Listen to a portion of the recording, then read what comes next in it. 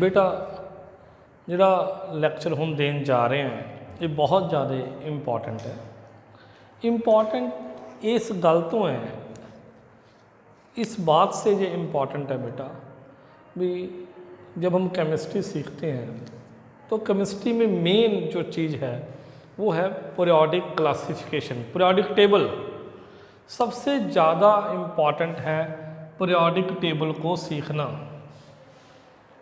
बहुत बार हम कोशिश करते हैं पीरियोडिक टेबल को कैसे सीखा जाए, पीरियोडिक टेबल कैसे लिखा जाए। अगर हमें एलिमेंट्स की अरेंजमेंट आ जाती है किसी सिंपल वे में, या आप ऐसे बोल दो किसी देसी वे में हमें पीरियोडिक टेबल याद हो जाता है, पीरियोडिक टेबल लर्न हो जाता है बेटा, तो केमिस्ट्री बहुत इजी लगने लग जाएगी। इससे पहले जो मैंने लेक्चर दिया था वो मैंने दिया था केमिकल फार्मूलाज पे, भी किसी का केमिकल फार्मूला कैसे लिखते हैं। आज मैं आपको जो बेसिक पीरियोडिक टेबल है जिसमें एस ब्लॉक है, पी ब्लॉक है और डी ब्लॉक के एलिमेंट्स है, इनको कैसे याद करना है वो समझाऊंगा। वो ध्यान से समझने की कोशिश करो और उनके क्या क्या नाम है, उनको कैसे क्लासीफाई करना है, ये सब कुछ बताऊंगा। तो फर्स्ट ऑफ ऑल हमें पता है भी हम सबसे पहले लिखते हैं हाइड्रोजन। ऑल दो भी हाइड्रोजन की पोजीशन अभी भी कंफ्यूजन में है, बट फिर भी हाइड्रोजन, फिर lithium, sodium, potassium, rubidium, caesium और फ्रेंशियम लिखते हैं।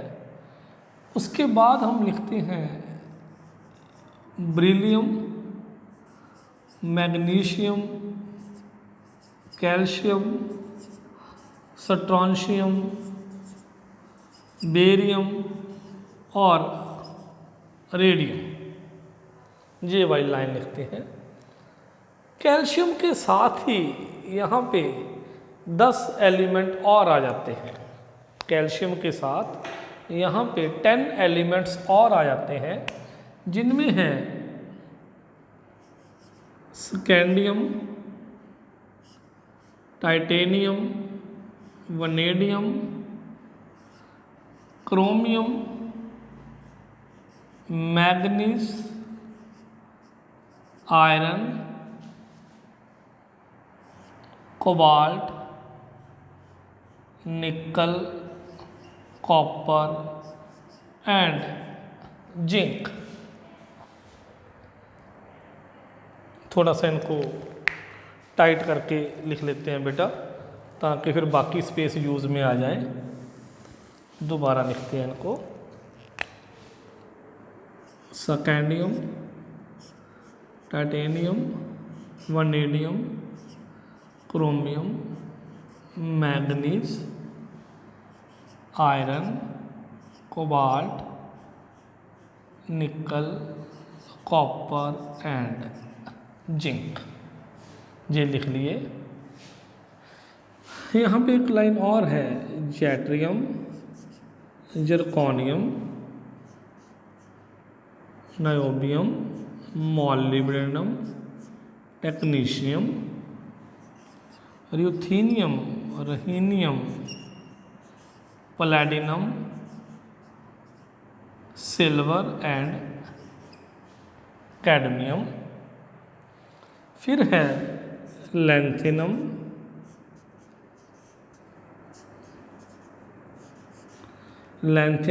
Hafnium, tantalum, tungsten, rhenium, osmium, iridium, platinum, gold और मरकरी, ये वाले डी ब्लॉक एलिमेंट आते हैं। इनके साथ ही यहाँ पे आ जाता है गैलियम, इंडियम, थैलियम और इसके ऊपर आ जाता है यहाँ पे एल्युमिनियम और यहाँ पे आ जाता है boron, carbon, nitrogen, oxygen,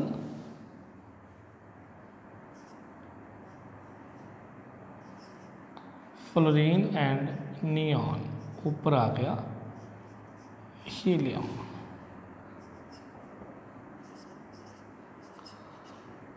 lead आ गया, फास्फोरस, एंटीमनी, बिस्मथ आ गया, sulphur, selenium, tellurium, polonium, chlorine, bromine, iodine, astatine, argon, krypton, xenon and radon. ये आगे पी ब्लॉक के एलिमेंट्स। अगर हमें पीरियोडिक टेबल आता है, तो एलिमेंट्स को अरेंज करना सीख लिया अगर हमने, तो एलिमेंट्स की जो केमिकल प्रॉपर्टीज़ है, फिज़िकल प्रॉपर्टीज़ है, वो ईज़िली लर्न की जा सकती है। जो मेथड बताने जा रहा हूँ, जो मेथड अभी मैं बोलने जा रहा हूँ, वो एक सिंपलेस्ट वे है सिर्फ पीरियोडिक टेबल को याद करने का।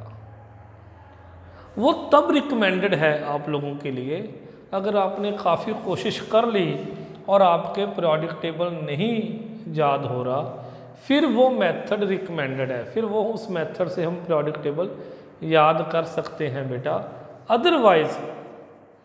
अदरवाइज़ तो कोशिश ये करनी चाहिए भी हमें पीरियोडिक टेबल को इनके नेम के हिसाब से ही याद करना चाहिए। अदरवाइज़ हमें ये रिकमेंडेड नहीं होता भी हम इसे कुछ ऐसे नामों से याद करें जो वैल्यूएबल नहीं है, वैसे हमने इनको याद नहीं करना। तो सबसे पहले जो ये दो लाइनें हैं,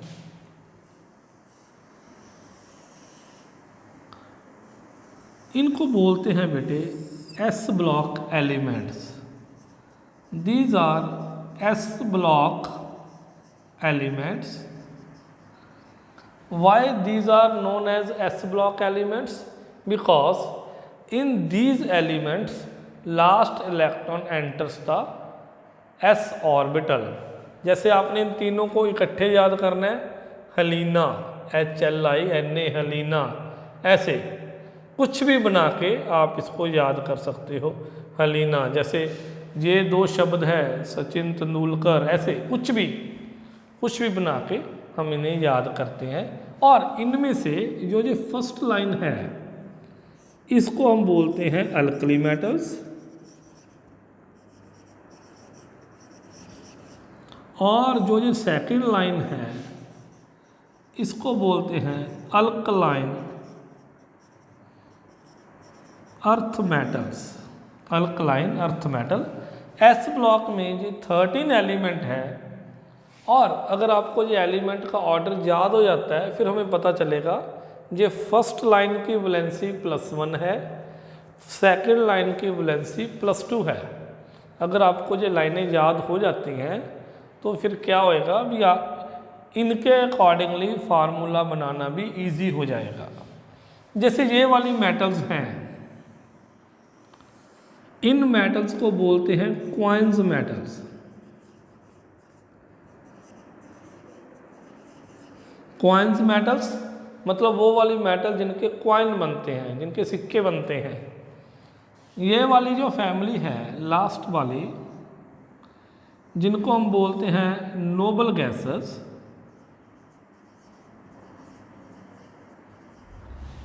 इनको आप बोल सकते हो एरोजन्स। एरोजन मतलब फ्रेगनेटिंग एलिमेंट्स, वो वाले एलिमेंट जिनकी कुछ ना कुछ फ्रेगनेंस होती है। ये वाला जो ग्रुप है फ्लोरीन, क्लोरीन, ब्रोमीन, इन्हें हम बोलते हैं हैलोजन्स। हैलो मतलब सॉल्ट, जन्स मतलब forming. So these are salt forming elements। So these are salt forming elements। Similarly, this oxygen family is known as is known as chalcogens. This oxygen family is known as chalcogens. Chalcogen मतलब means ओर forming. अगर हम कहते हैं, जब हम metallurgy में पढ़ते हैं extraction of metal from ore, तो इट मीन्स ओर मतलब ore means the compound of any metal, a stable compound of any metal with oxygen, sulfur, selenium, tellurium or polonium.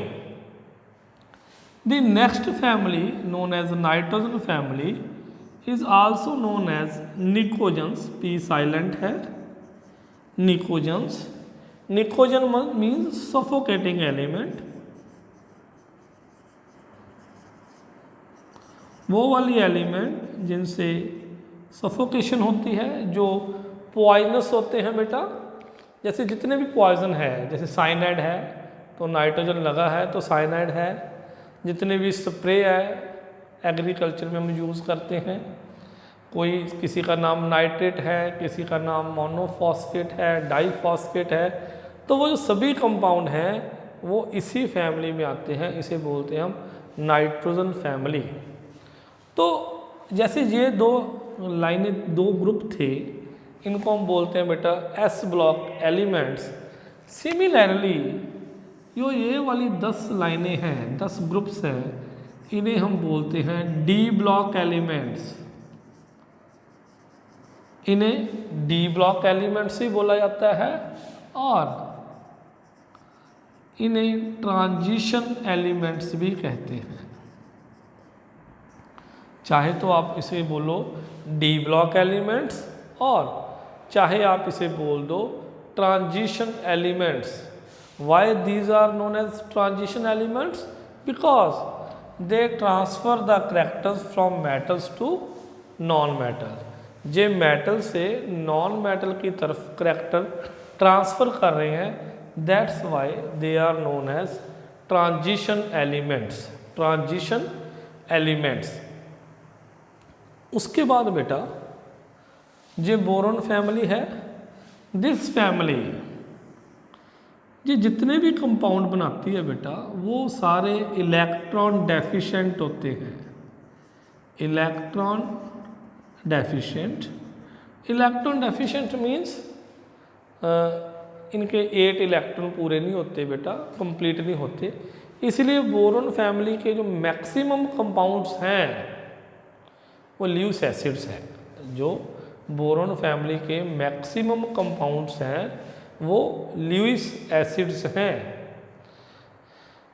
तो जो डीप और इन सभी को इकट्ठे बोलते हैं बेटा, जो सारा ग्रुप है, इस सारे ग्रुप को बोलते हैं पी ब्लॉक एलिमेंट्स। जो 6 ग्रुप हैं 13, 14, 15, 16, 17, 18, जो 6 ग्रुप हैं बेटा, इन सभी को बोलते हैं collectively P block elements.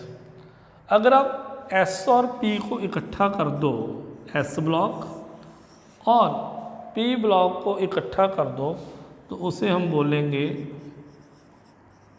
Representative elements.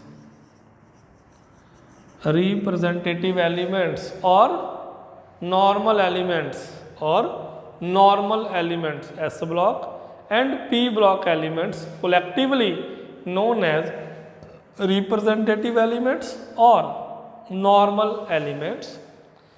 D block elements की अगर हम डेफिनेशन देखें तो इसकी डेफिनेशन होती है द एलिमेंट्स विच है पार्शली फिल्ड डी ऑर्बिटल।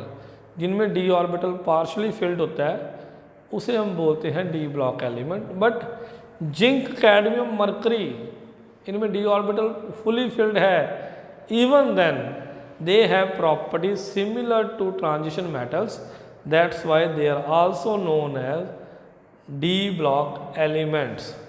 जो एस ब्लॉक एलिमेंट्स हैं, अगर आप एस ब्लॉक की जर्नल इलेक्ट्रॉनिक कन्फिग्रेशन देखें तो NS122। अगर आप P की देखें तो NS2 NP126, 1 से लेके 6 तक हो सकते हैं। और अगर आप डी की देखें तो डी का आएगा n-1d,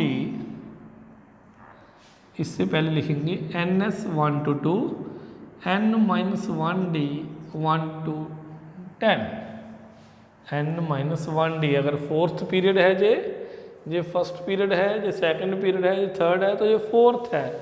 इट मीन्स इसमें 3d इलेक्ट्रॉन्स आएंगे। तो बेटा ये है पीरियोडिक टेबल, एक सिंपलेस्ट फॉर्म जिसको हम कहते हैं, जिसको पहले नाम दिया गया था मॉडर्न पीरियोडिक टेबल, बाद में इसका नाम रख दिया long form of periodic table.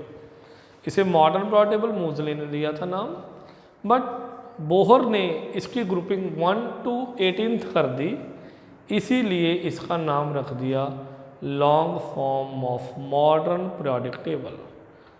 This is all about the periodic table.